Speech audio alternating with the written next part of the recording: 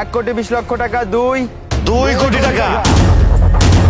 আগে এই ফকিরের বাচ্চাকে এখান থেকে দূর করুন, তারপর নিলামের কার্যক্রম শুরু করুন। পৃথিবীটা টাকার গোলাম, পোশাকের নয়।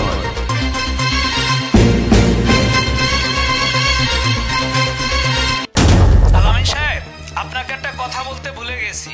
মঞ্জু সাহেব নামে একটা লোক আসবে, উনি অনেক বড় মাপের লোক। মনে রাখবে, আমাদের কোম্পানি ম্যাক্সিমাম ডিলগুলো ওনার সাথেই হয়।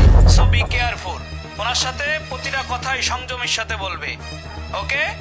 আশা করি আপনারা সকলে অনেক ভালো আছেন। আপনাদের সকলের অবগতির জন্য জানানো যাচ্ছে যে মিস রুনা ম্যাডামের এই প্রজেক্টটা নিলামে ওঠানো হচ্ছে। বাজার দর হিসাব করে এর ভিত্তিমূল্য নির্ধারণ করা হয়েছে 80 লক্ষ টাকা। আপনারা এইখান থেকে বিড শুরু করুন। 85 লাখ। 85 লক্ষ টাকা। 85 লক্ষ টাকা। 85 লক্ষ টাকা। 1। 85 লক্ষ টাকা। 2। 95 লক্ষ টাকা। 95 লক্ষ টাকা। 95 লক্ষ টাকা। 95 লক্ষ টাকা। 1। 95 লক্ষ টাকা। 2। 1,20,00,000 টাকা। 1,20,00,000 টাকা। 1,20,00,000 টাকা। 1,20,00,000 টাকা। 1। 1,20,00,000 টাকা। 2। 2 কোটি টাকা। আরে কি ব্যাপার, আপনাদের এই অনুষ্ঠানে এ ধরনের লোক কিভাবে আসে? এটা একটা ভদ্র পরিবেশ, তার মতো লোক তো আমরা এখানে আশা করিনি। রাকিব সাহেব, দেখুন তো এই পাগলটাকে, এখানে এসে কোটি টাকার বিড দিচ্ছে। ঠিক আছে ম্যাডাম, আমি দেখছি। এই তুই কে? তুই এখানে কিভাবে আসলি? যা বের হ এখান থেকে। আরে আপনারা এমন করে কথা বলছেন কেন? আমার ছেলে আসতে পারে নাই বলে আমাকে পাঠিয়েছে। আপনারা নিলামের আয়োজন করেছেন বিধায়ী আমি অংশগ্রহণ করেছি। আপনারা আপনাদের কাজ করুন, নিলামের ডাক উঠান। এই ফকিরের বাচ্চা, কি বললি তুই? তুই এসেছিস নিলাম কিনতে? এই তুই জানিস এই প্রজেক্টের দাম কত? সর্বনিম্ন হলো 5 কোটি টাকা। 5 কোটি টাকা একসঙ্গে স্বপ্নে দেখেছিস কখনো? আরে ভাই, 5 কোটি 10 কোটি টাকা কোনো বিষয় না। দামে দরে হলে আমি নিয়ে নিব। দেখলেন আমি 2 কোটি টাকা বিড করেছি। দেখ, ফাজলামোর একটা লিমিট আছে। তোকে বাড়ি থেকে কে বের হতে দিয়েছে? এমনিতে আমার মন মানসিকতা ভালো না। এখানে পাগলামি না করে ভালো ভালো বলছি বাড়িতে যা, আমাদের কাজ আমাদের করতে দে।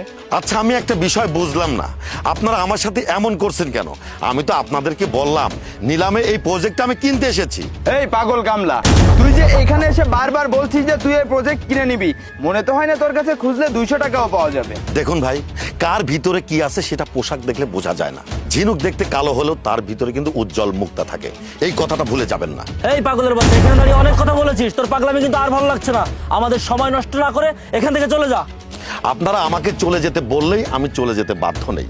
আমার ছেলে এখানে আসতে বলেছে বিধায় আমি এখানে এসেছি। আর আপনারা বেশি উল্টাপাল্টা কথা বললে আমি আমার ছেলেকে ফোন করে সব বলে দিব। আর একটা কথা, এই নিলামের কার্যক্রম শেষ করেই আমি এখান থেকে চলে যাব। এই আপনারা নিলামের কার্যক্রম শুরু করুন।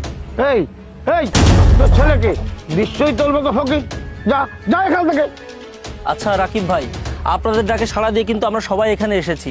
একটা নিলামের কার্যক্রম কিন্তু এভাবে চলতে পারে না। আগে এই ফকিরের বাচ্চাকে এখান থেকে দূর করুন, তারপর নিলামের কার্যক্রম শুরু করুন। আলামিন ভাই ঠিক কথাই বলেছে। এই পাগলকে এখান থেকে বের করুন। নেহাত আমরা ভদ্রলোক বলে আমরা কিছু বলছি না।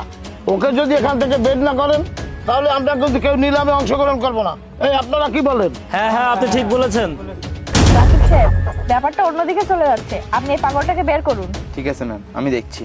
পৃথিবীটা টাকার গোলাম, পোশাকের নয়।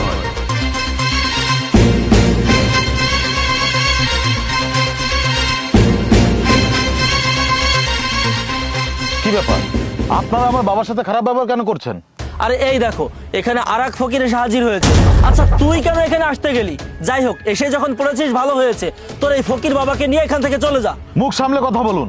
আপনি আমার বাবাকে কেন ফকির বলছেন? আপনি আমার বাবাকে চিনেন? ওরে বাবা, এ দেখি যেমন বাবা তেমন তার ছেলে। তোর বাবা যে ফকির পাগল এটা তো আগেই টের পেয়েছি, আবার তুই এসেছিস। এই শোন, একটা কথা বলি, এখান থেকে ভালোই ভালো চলে যা, তাই নাহলে কিন্তু এর পরিণাম ভালো হবে না বলে দিলাম। ভালো হবে না মানে? আপনারা কি করবেন? আপনারা গায়ের জোরে আমাদেরকে এখান থেকে বের করে দিবেন? ওরে ফকিরের বাচ্চা ফকির, যত বড় মুখ নয় তত বড় কথা। দাঁড়া, তোকে দেখাচ্ছি মজা। স্টপ!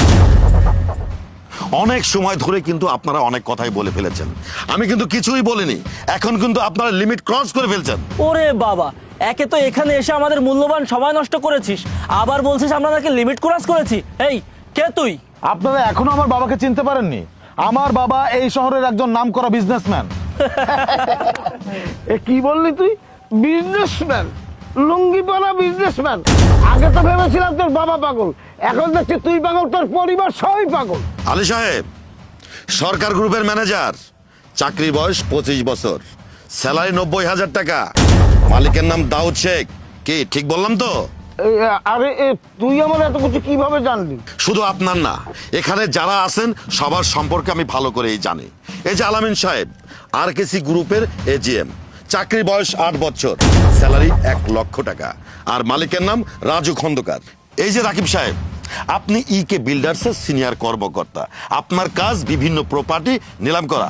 কি ঠিক বললাম তো? আরে এটা কিভাবে সম্ভব? একজন লুঙ্গি পরা পাগল ফকির আমাদের সম্পর্কে এত কথা কি করে জানলো? সবই সম্ভব। আমি জানি আমার কথা আপনাদের বিশ্বাস হচ্ছে না, কিন্তু এখনই বিশ্বাস হবে। Just wait.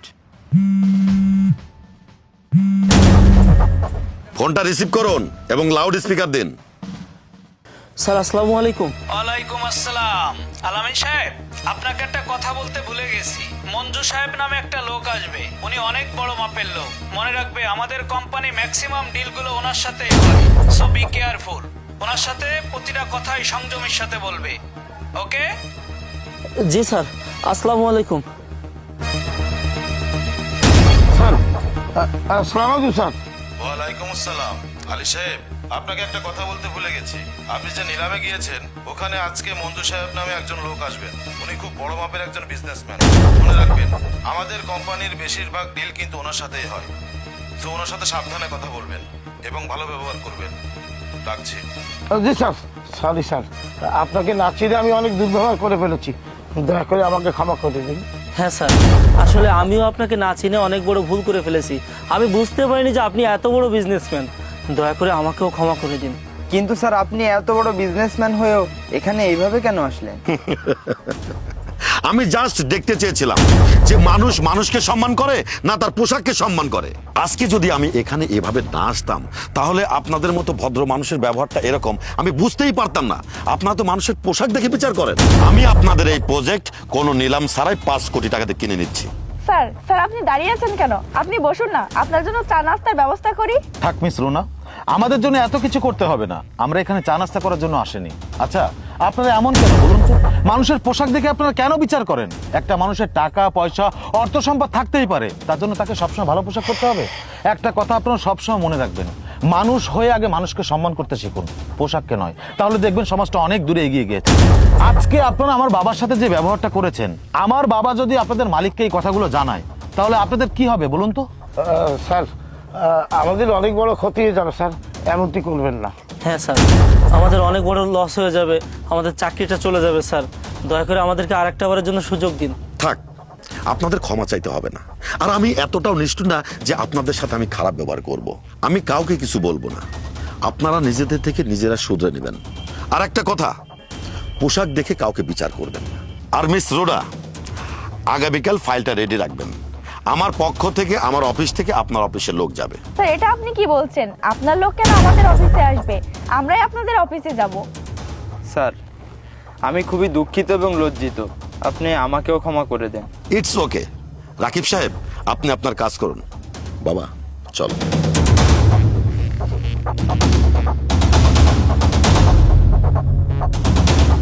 আমাকে দেখ, আমি ভালো একটা পর্যায়ে দাঁড়িয়ে আছি, তাই তোর মতো ছোট লোক আমার বন্ধু হিসাবে যায় না।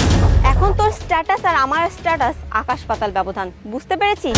তোর সাথে কথা বলার কোনো ইচ্ছাই আমার নেই, কারণ তুই একটা কামলা।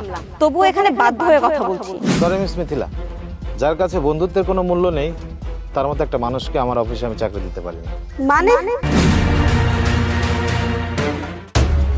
আরে মিথিলা, তুই? আরে তুই কেন কাছে আসছিস? তুই সামান্য একটা কামলা, দূরে থাক। আর তুই আমার নাম জানলে কি করে? আরে মিথিলা, তুই আমাকে চিনতে পারছিস না? আরে আমি তোর ফ্রেন্ড কামরুল, ভালো করে চেয়ে দেখ। ও আচ্ছা, হ্যাঁ মনে পড়েছে। তা কি হয়েছে? কলেজে আমরা ফ্রেন্ড ছিলাম, কিন্তু এখন তো আর না। আর তাছাড়া তোর মতো একটা কামলা আমার ফ্রেন্ড হবেই বা কি করে? এখন তোর স্ট্যাটাস আর আমার স্ট্যাটাস আকাশ পাতাল ব্যবধান, বুঝতে পেরেছিস? তোর সাথে কথা বলার কোনো ইচ্ছাই আমার নেই, কারণ তুই একটা কামলা। তবু এখানে বাধ্য হয়ে কথা বলছি। আরে সে তখন থেকে কি কামলা কামলা করছিস? আমি তুই কামলা না তাহলে কি? আমি তো নিজের চোখেই দেখতে পাচ্ছি, নোংরা পোশাক আর হাতে কাঁচি নিয়ে কোথায় যেন যাচ্ছিস। আচ্ছা, তোকে দেখে কামলা বলবে না তা কি বলবে মানুষ বলতো?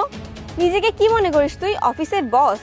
অবশ্য তুই অনেক বড় বড় কথা বলতিস, অনেক বড় বড় স্বপ্ন দেখতিস, বলতিস লেখাপড়া শিখে নাকি অনেক বড় কিছু করবি, বড় অফিস থাকবে, অনেক কিছু থাকবে।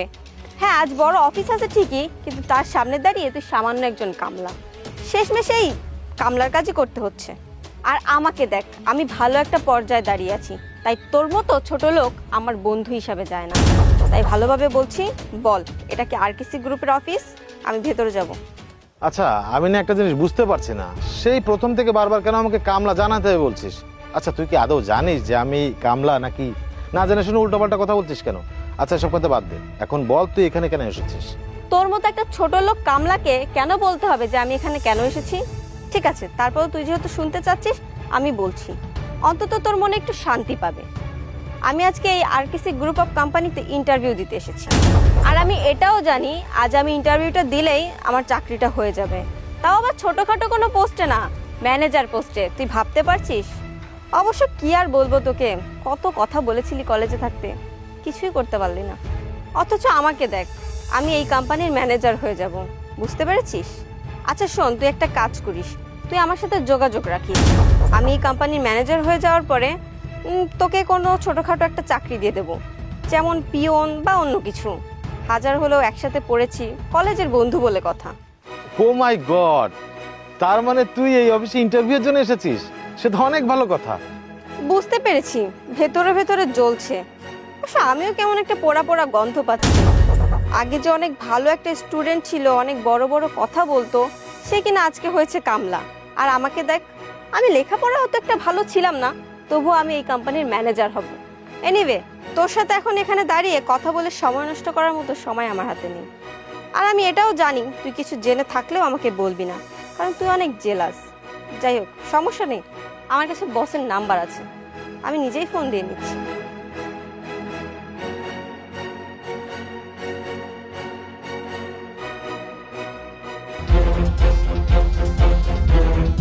হ্যালো স্যার, এই যে আমি আপনার কোম্পানির নিচে, আজ আমার ইন্টারভিউ দেওয়ার কথা ছিল তো। ইন্টারভিউ? সরি, আজকে এখানে কোনো ইন্টারভিউ হবে না, আর আপনাকে কোনো চাকরিও দেওয়া হবে না। কি বলছেন স্যার? চাকরি হবে না, ইন্টারভিউ হবে না? এই কোম্পানি থেকে আমাকে সিলেক্ট করেছিল, আর তাছাড়া আপনি আমার সিভিটা দেখলেই বুঝতে পারবেন আমি এই চাকরিটার জন্য যোগ্য। স্যার, ইন্টারভিউ না নিয়ে বলছেন চাকরি হবে না? স্যার প্লিজ আমার ইন্টারভিউটা নিন। আরে আপনাকে চাকরি কিভাবে দিব? আপনার মতো এত বড় মাপের মানুষকে তো আমার অফিসে চাকরি দিতে পারবো না। স্যার প্লিজ এমন কথা বলবেন না, এই কোম্পানিতে চাকরি করাটা আমার একটা ড্রিম। স্যার প্লিজ আমার ইন্টারভিউটা নিন। সরি মিস মিথিলা, যার কাছে বন্ধুত্বের কোনো মূল্য নেই, তার মতো একটা মানুষকে আমার অফিসে আমি চাকরি দিতে পারি না। মানে?